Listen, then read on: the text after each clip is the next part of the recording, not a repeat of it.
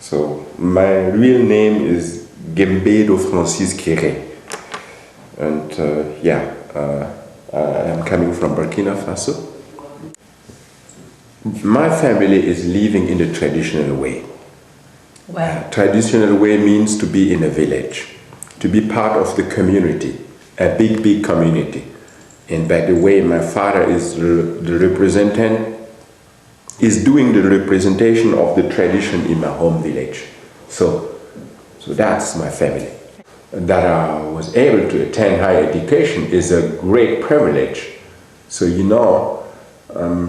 when I would like to call you again to know that more than 80% of the people in my home country are neither able to read nor write. So imagine somebody who comes from a village and to have the opportunity to attend higher education here in Germany and to be able to go back and try to use your skills for the benefit of the people. Higher education gives me a lot. Without education, I will not be able to do what I'm doing. Without this scholarship, I will not be able to do what I'm doing. I will not be able to study. So it's a big privilege for me to be able to study, and this was the most important thing you can give to somebody like me. While studying, I started to help my people. I started as a student to build school. That's why I said it is a big difference if you are born in a system, political system who is working well, I mean, you have good education system, you have economic system, you have everything working. In my home country, all this is missing. So that's why I really started as a student to set up ideas how to help my people, how to give them education, how to do something sustainable for my people. And to tell you, while I was studying, I was sending money home. And then at a certain point, I was forced to stop it because it was hard. And when you send the people money, they will ask for money. That's why I stopped trying to use my skill. What is important is the people, how they identify themselves with the building, if they can touch it, if they can do it themselves later. It doesn't matter if the most important architect of the world go there to build a building for them. They will not understand. It will stay there, and then in 3 years you can't forget it. But this was supposed to be made by the people for the people. I didn't think about it doing it like this because I was forced to do, because they belong to my family. They know where I am. They know who I am. They will ask you. They will say, "Hey, Francis, do you think this will last longer? Francis, come on, we have a little problem on this corner." All of that. You have to think about that. So I am not something who is fictive for my people. I am real, and my people are real. You will see them. They will see you. And they want to be part of it. And they're the first, the people. And then the nature. And then the material. Nature, where I am building, for whom I am building. The people who will build the building, who will care for the building. It can happen that people are dying. Who will be able to do this project? These should be my people, the user. They should build it themselves. And the nature, the climate where I am working, what for consideration I have to take care for. So in Burkina Faso, it is very hot. We have a lot of sun. And we are poor. That means to have a room who is good, you need to put inside air condition like they're doing in big cities. But we don't have the money to buy electricity. So you have to find a system. These three things lead to the project. You have to find a system, how to build with the people, for the people, taking care to the nature, to the prevailing climate. and using very cheap material. So that is the project. Not more, not less. How to create a natural ventilation inside the classroom. Of course, the process is how to work with the people, how to find solution which is easy to be done by the people and coming out with less maintenance, And then there is an expression. This expression means how to create natural ventilation inside the building and using different form, different expression. So you need windows, lamella windows, but you need openings on top of the roof. You can't do it in flat roofs. So so the air can circulate it outside. You can use a vault, you can open it, you can use hanging ceiling. So it's about using a roof who will protect the building against rain, because we are using clay. It's a building material which is not resistant against water, of course, and rain also. But these roofs protect the walls also against sun, overheating, and overheating, yes. So, and then the second parameter is to use a second roof, a ceiling inside the building. So when you do both and you try to create natural ventilation, it works. But you can do this in different expression. That's what I mean. You can use a vault. When you use a vault, you will use clay, the same material, and the structure, the system is easy. It's supporting itself. You can use a hanging roof, you need a support. Sometimes we use rebars. In order to save rebars, we use a vault. But in all this building, you have opening on top. But that's what I'm doing. How to work with people, learn how to use skills, modern skills. I learned this in Germany. To learn how to use these skills, to learn how to use technology, knowledge, modern knowledge, and adapting them to the need of the people. That's what I learned. And this was only possible because I was working with the people. So learning techniques, all techniques from my people, training to make them a little better, to make them last longer. So to connect traditional knowledge to modern knowledge. Sometimes I feel like a bridge, a bridge between your culture and my own culture, between your culture of science and mine, which is on the very beginning at his development, his economical yeah. But I am teaching my people to be able to build this project, what we're doing. So still now, you can imagine when we started, there was something like 15 people, and then at a certain time there was more than 50 people, which belong to my staff, working with us. And I was showing them how to do what I'm doing. So I was teaching them. Yes, of course, it sounds so teacher, No. Training. I was trying to find solution with them. And believe me, they're so full of creativity. They're so full of talent.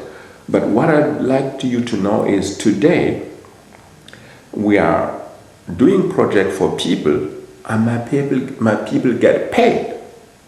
My people can earn money from their work, and you cannot imagine how I am proud to see that.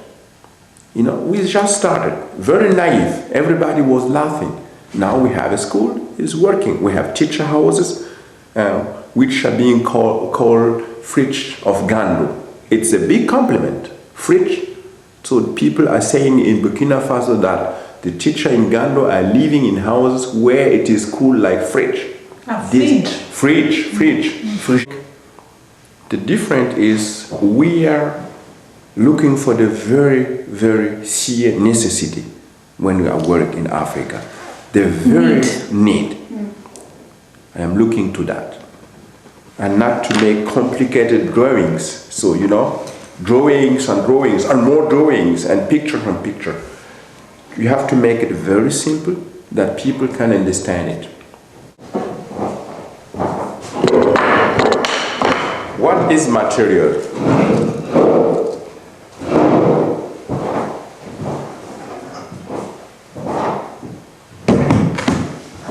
So I can show you what is material.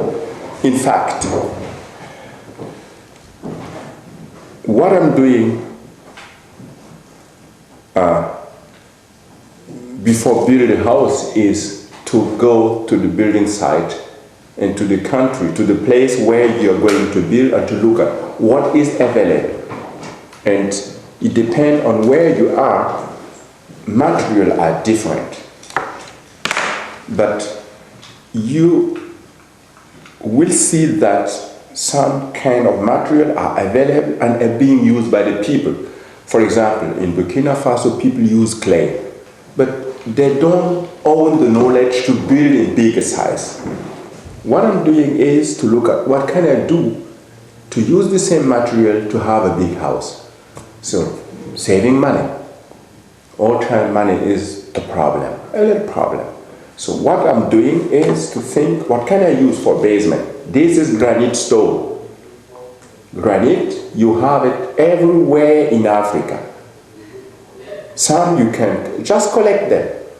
So they cost sometimes transportation. So you just need to collect them to use them for basement.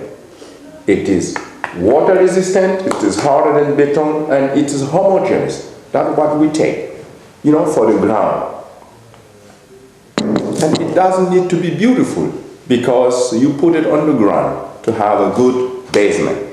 And then the next step, you can use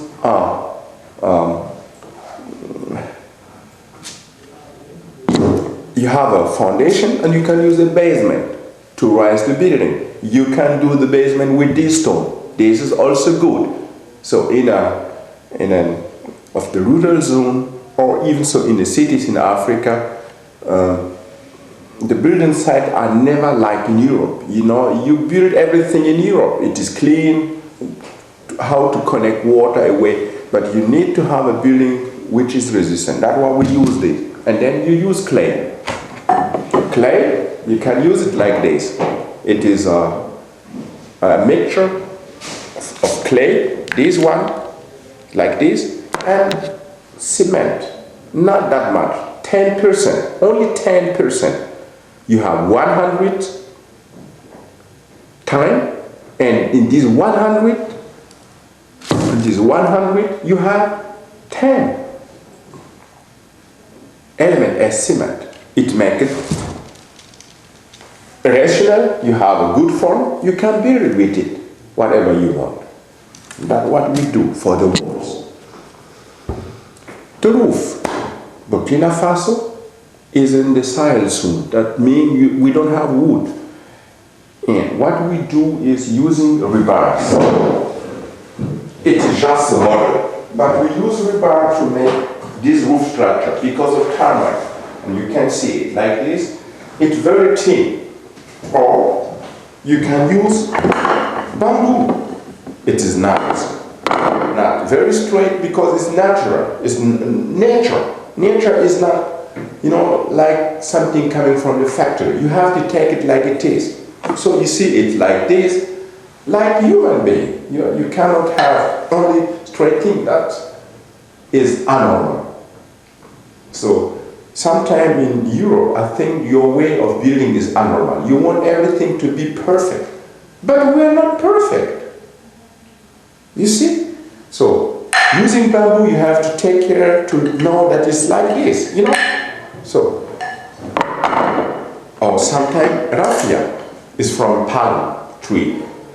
So this is the same, I cut it.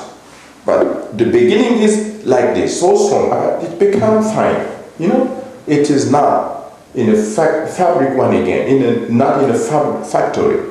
It's changing the form. So you can cut them to do sealing, to do everything with it. You have to work with the form you can find. That's what we try to do.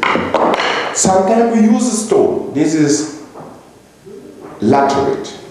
This was granite. This is laterite. Laterite is red. You get it from the ground, and you can cut it like this. I am using it. It is free. So you need energy to bring it out. And my people, we have a lot of people in Africa. They're looking for a job. And that's what I'm doing. Not more, not less.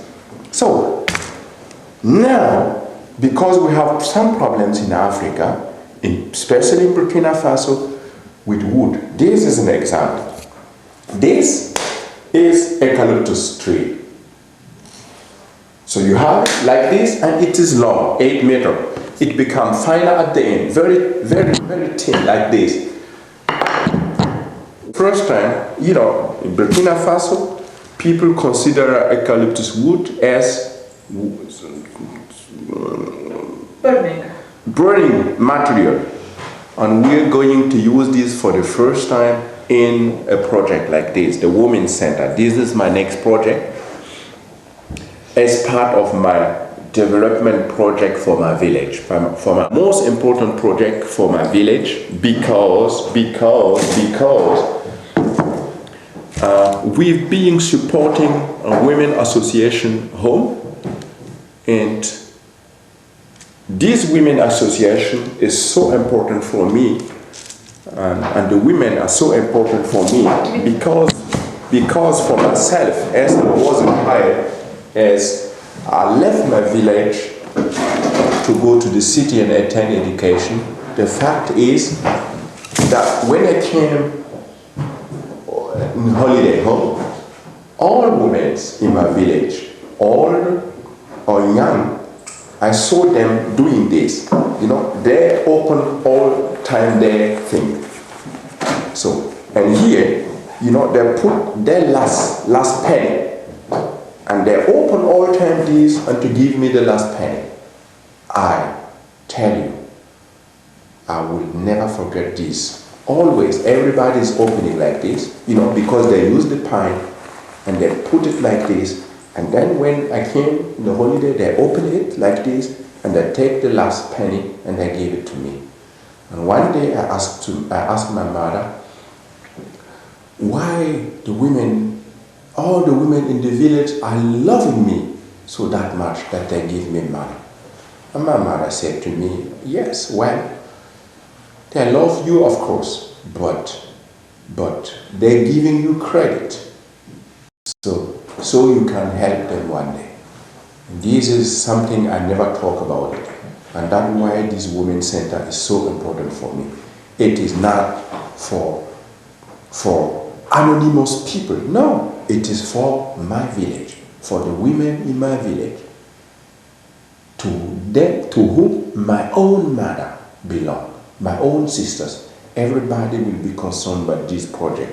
But by the end, this project will impact the life of 3,000 women. 3,000 women. And 3,000 women. And these 3,000 women will have an impact of something like 12,000 people. In my own village, it will have an impact of 5,000 people. And we have membership of something like 300 women, which are part of the association.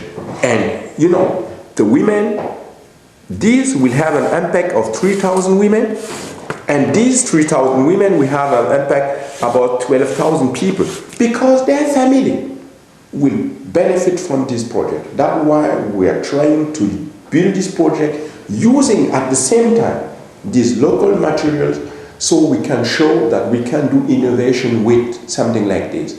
And in this Women's Center, We will have different trainings, different projects for the women, for the benefit of the women, helping them we will give them education, adult education. We will train them. They will do that themselves. They're still doing it.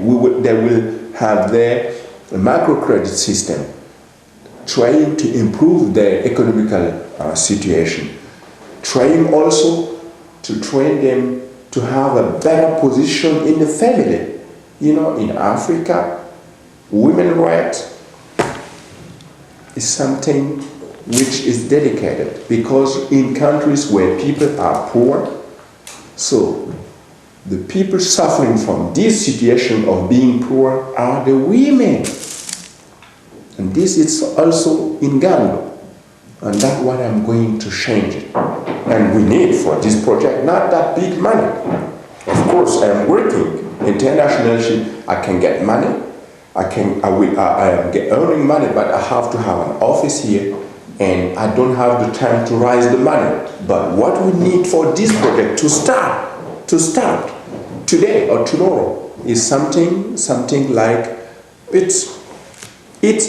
we need 70,000 euros. And this project can change the life of more than 12,000 people. And I need this project. So this is my latest project for my village. It's a very simple building. Very simple. It looks maybe complicated for people who are not really connected to the system. Somewhere here a compound. Here is a big street.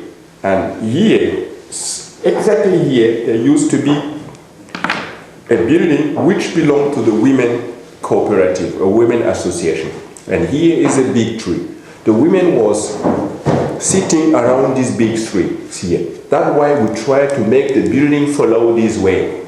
In this part we will try to have education system, we will have the office of the women, and here we will have storage. And when you look at inside, you will see that we have inside this element, and this element you can see will be used as storage. Because there are elements people in my village know. They're made by clay, terracotta, and my people, the women made it themselves, and they use it for storage of water, of cereals, of everything. And that what we try to put inside is to give them a building with elements they know, and they can make it themselves. That's why it is so important. It is really connected to the women, and my wish is to have somebody who really have a connection to women work. So I would prefer to have a sponsor who really used to work with women. My favorite will be women for women. So that's, and the roofs will be made, I tell you, with eucalyptus, and by myself and my people. And the women will help build the house like they used to do. This is the project, not more, not less. But it will be a big step for my people, for the women. The project itself is open to interpretation, but also to extension. So, for example, we will use the clay floor in the house, and we'll raise the building, as you can see. So we will raise it, so to have natural ventilation coming from the ground. So you will have openings, and the air will circulate through the roof, through the ventilation system, through opening in the ceiling, as we can see here. And we also have free place to add later solar panels to have electricity. And here you see we will integrate in the massive walls toilets, latrines, and we will teach the women how to use them. And it will work, I am sure. My people are ready, and the women are great. without women, there is no Africa. It is not safe. Remember my story that women educated me, given me pen. It's not, I don't talk it so like people are saying, oh, I love you. No, it is my deep